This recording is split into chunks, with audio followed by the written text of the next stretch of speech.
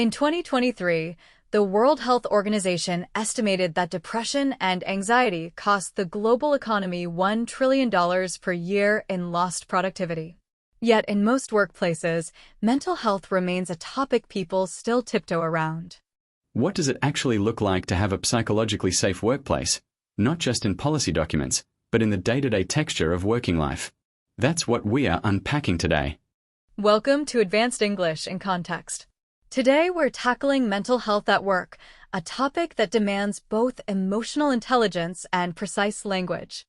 At C1 level, you need to be able to navigate these conversations with sensitivity and nuance, knowing when to be direct, when to be indirect, and how to signal care without overstepping.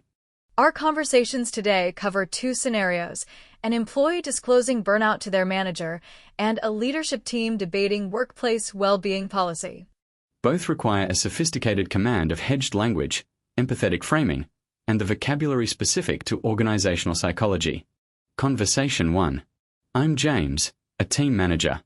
Sarah, you're Nina, a senior analyst who's requested a one-on-one. James, I appreciate you making time. This isn't easy to say, but I've been running on empty for months, and I'm genuinely worried that my performance is starting to reflect that. Nina, thank you for telling me. It takes courage to have this conversation, and I want you to know you have my full attention. Can you tell me a bit more about what's been going on? It's been a slow build. The project load has been relentless since January, and I've been absorbing extra work without flagging it because I didn't want to seem like I couldn't cope. I hear you, and I want to name something. You not saying anything earlier isn't a failure on your part. We've created a culture where people feel they have to carry too much silently, and that's on me to fix. I appreciate that more than you know. At the moment, I think the most helpful thing would be to redistribute two of my ongoing projects and perhaps a 2-week reduced hours arrangement. Both of those are absolutely doable. I can move the Hartley account to Marcus today. On the reduced hours, let's formalize that through HR so you're protected and it doesn't just get informally eroded over time. That's exactly the kind of structural support I needed. I was afraid I'd be told to just take a few days off and then come back to the same situation. That kind of short-term fix is precisely what we are trying to move away from. Would you also be open to speaking with our employee assistance program? It's completely confidential. Yes, actually. I've been meaning to look into it but kept putting it off. I'll reach out to them this week. Good.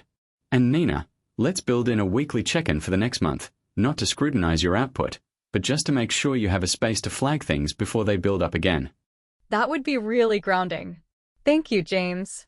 I came in dreading this conversation, and I'm leaving feeling genuinely supported. Let's unpack the most powerful phrases. Running on empty is a metaphor from the world of engines. When a car runs on empty, it's almost out of fuel. Applied to people, it describes emotional and physical exhaustion. Synonyms include burned out, depleted, or running on fumes. The key is that running on empty doesn't mean stopped. The person is still functioning, but barely. I want to name something. This phrase comes from therapeutic and coaching language. It introduces a meta-observation about the conversation or dynamic itself. It's sophisticated, thoughtful, and disarming. Informally eroded describes how agreements can decay without anyone formally changing them.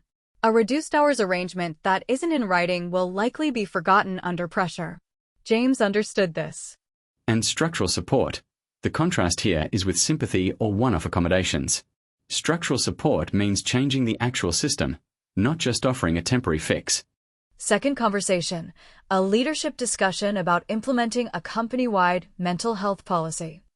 I'd like to open by saying that last quarter's engagement survey was a wake-up call. 42% of staff reported feeling unsupported in managing their mental health at work. We cannot afford to treat that as background noise. Agreed. The question is how we move from good intentions to tangible outcomes. Posting a wellness poster in the break room isn't going to cut it. Precisely.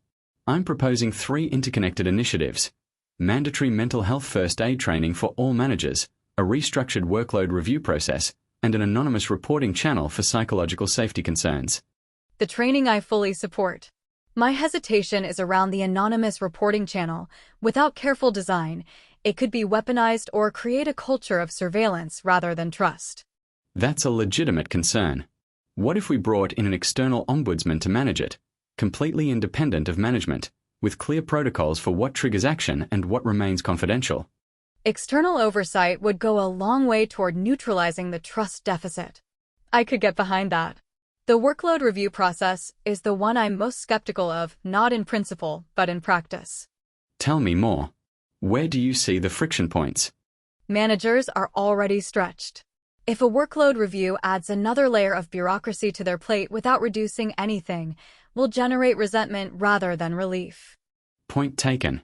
What if the review process were peer-facilitated rather than top-down, teams reviewing their own distribution of work, with a facilitator rather than an evaluator? That's a meaningful design shift. It preserves autonomy, distributes responsibility, and is far less likely to feel like surveillance. I think we have a workable framework here.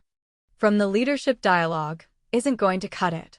This idiomatic phrase is direct and slightly blunt, appropriate in leadership conversations where you want to signal urgency without being aggressive. Alternatives include won't suffice, falls short of what's needed, or doesn't address the root cause. Choose based on formality. Cut it is informal but punchy, while won't suffice is formal and precise.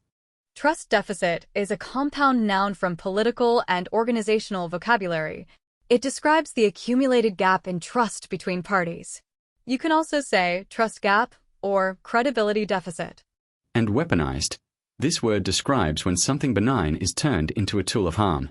In organizational contexts, you might hear the feedback system was weaponized, or flexibility policies were weaponized by poor managers. Slow repeat. First phrase, I've been running on empty for months, and I'm genuinely worried that my performance is starting to reflect that. Key stresses, running on empty, genuinely worried, starting to reflect that. Slow, I've been running on empty for months, and I'm genuinely worried that my performance is starting to reflect that. Second phrase, we cannot afford to treat that as background noise. This uses the negative modal cannot afford to, meaning it's not a financial impossibility, but a moral or strategic one. We cannot afford to treat that as background noise. Full speed. We cannot afford to treat that as background noise. Final phrase, it preserves autonomy, distributes responsibility, and is far less likely to feel like surveillance. Notice the parallel structure, 3 verb phrases in a list, each with a distinct idea. Quiz time. Question 1. Nina said she hadn't flagged her workload problems because she didn't want to seem like she couldn't cope. What does flagging something mean in a workplace context? To flag something means to draw attention to an issue or concern, often to a superior or team. It's a common professional verb. I wanted to flag an issue. Please flag any blockers early. Question 2. James said he wanted to build in a weekly check-in. What does build in mean in this context? A. Construct something physically. B. Include something as a deliberate feature. Or C. Schedule something informally. Answer B. Build in means to include something as a deliberate and intentional feature of a plan. You might build in buffer time, review points, or contingencies. It implies the element is designed in from the start. Mental health at work isn't a soft topic. It's a business-critical one. And the language we use to talk about it matters enormously. Today's episode has given you that language. Subscribe and share this episode with someone who might need to hear it. Next up, technology, privacy, and where we draw the line. See you in English 060.